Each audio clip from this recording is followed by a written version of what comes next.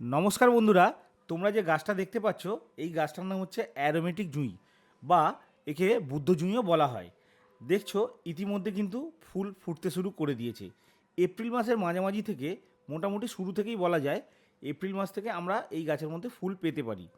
দেখো এই গাছের ফুলের সুগন্ধটা দারুণ সুন্দর, আর এত সুন্দর সুগন্ধ এর জন্য কিন্তু তোমার বাড়িতে বা ছাদে বা বাগানে যেখানেই তুমি করে থাকো সেখানে কিন্তু মৌমাছি আসবেই আসবে। এপ্রিল মাসের শুরুতে এই গাছের মধ্যে তোমরা খুব ভালো করে লক্ষ্য করলে দেখতে পাবে যে ইতিমধ্যে কিন্তু ফুল এবং কুঁড়ির পরিমাণ প্রচুর প্রচুর প্রচুর হয়ে গেছে। দেখো কত কুঁড়ি হয়ে রয়েছে গাছের মধ্যে এবং সেগুলো ফুটতে শুরু করেছে। এত সুন্দর বুদ্ধজুঁই কিন্তু পরিচর্যা করা খুবই সোজা, তেমন কিন্তু খুব একটা খাটনিও নেই।